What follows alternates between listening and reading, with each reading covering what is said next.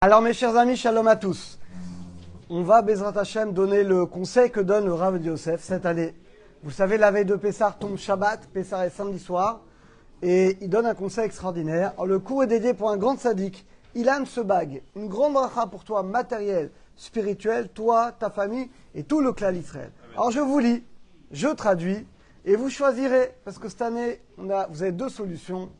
Soit vous gardez le chametz, vous mangez des pitotes le vendredi soir, samedi matin, mais il y a toujours le problème des embûches et des problèmes qui peuvent arriver. Et il y a une deuxième solution. Laor Amo. Et Tova nous dit le Rav Yosef. Un conseil pour celui qui veut.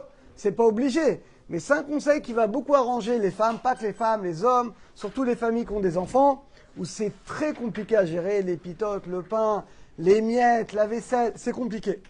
Il y a une solution, Kedeshelo Asher la Shichametz, c'est de ne laisser aucun chametz chez nous avant Shabbat. Ve'avoli des chachash pour ne pas arriver finalement à des embûches. Combien ça arrive malheureusement qu'il y a des gens, ils oublient des pitotes, des morceaux de pitotes, des pitotes des frontières, ils se rendent compte une fois que la fête est rentrée. Vechen loisa laniar keli chametz, c'est comme ça on garde aucun ustensile chametz pendant Pessah.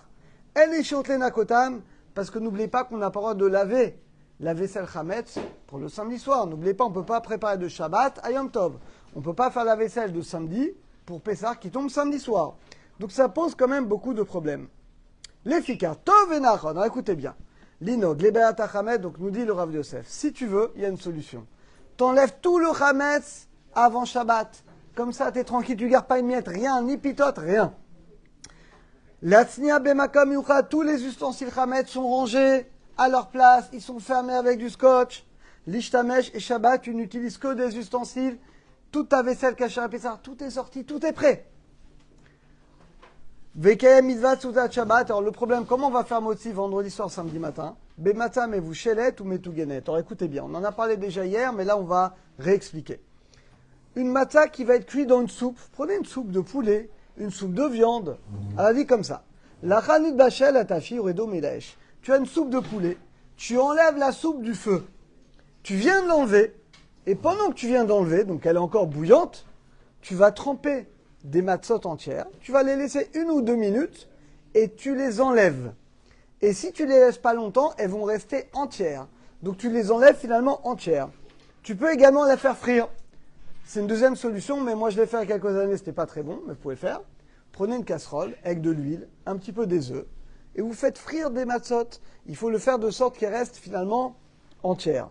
Bon, faites la matzah savga, et donc dans ce cas-là, la matzah, elle va absorber le goût de la soupe de viande, le goût de ce que vous voulez. Et là, tu peux faire tes 3 repas, même la soupe d'affichite, tu peux faire avec de la matzah, donc soit frit, soit cuite.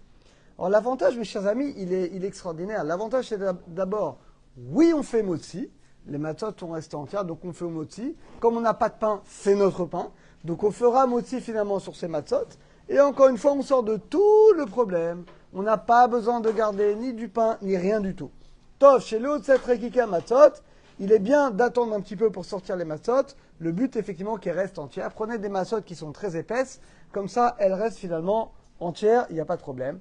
Et dans ce cas-là, on fait le motzi. On fait le birkat Amazon. Pourquoi? Parce qu'elles ont gardé une soura de pâte, une forme de pain. Et il y a au moins 15 zaït. Vechen ou adin. Yachol tagna, voilà. Il le dit ici, on peut également le faire frire dans l'huile. Et Charlekem, dans ce cas-là, on peut faire toutes les sodas de Shabbat. Rappelez-vous, soda fichit avant 15h, 15h30, pour avoir de l'appétit, finalement, pour samedi soir, pour le Seder. Imirtse yucha belet Shabbat, l'isod afal matzah regila. Ça également, on l'a déjà dit, mais on le répète. Maintenant, si vous voulez vendredi soir, bon, la vérité, si vous faites ça, moi je vais faire ça cette année, bah, autant faire vendredi soir également sur de la matzah cuite. Maintenant, si vous voulez faire sur de la matzah normale, vendredi soir, vous avez le droit. Oil belel en isur klal bachilat matzah. N'oubliez pas que d'après le Shulchan Aruch, l'interdit de manger de la matzah, c'est que la veille à partir du matin. Donc cette année, samedi soir c'est Pessah. L'interdit de manger de la matzah, c'est qu'à partir de samedi matin. Mais donc vendredi soir, mais Karadine, d'après la loi, j'ai le droit de manger de la matzah normale. Il y a des minagim, il y en a même de la shmura on pourrait. Encore une fois, c'est un peu dommage. La shmura, normalement, on la garde pour le seder. Prends de la matzah normale. Tu prends de la matzah normale, de la matzah motzi, tu peux faire vendredi soir dessus. Ceux qui ont minag de s'arrêter déjà un mois avant, alors dans ce cas-là, ils prennent la matzah cuite. ou Beyom Shabbat, tu fais la Souda du matin, comme on a dit, et Souda Shlishit, avec de la matzah cuite ou de la matzah finalement frite. Et il rajoute le Rav, c'est important.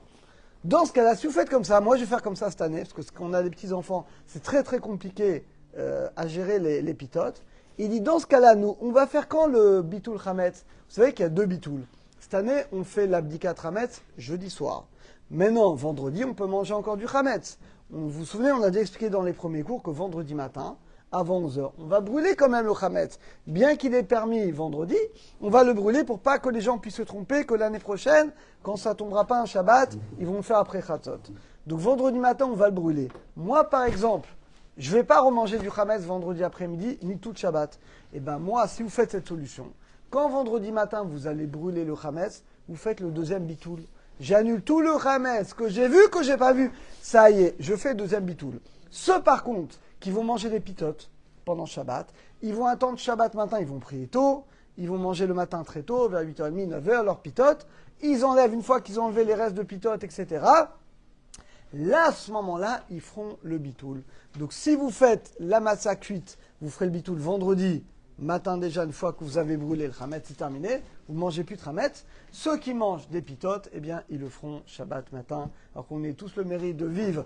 Un autre intérêt, je veux dire, qui est important de cette solution, je trouve, ça évite les stress, les énervements. C'est que les gens deviennent un peu fous pour Pessah. La veille de Pessah, les gens deviennent fous.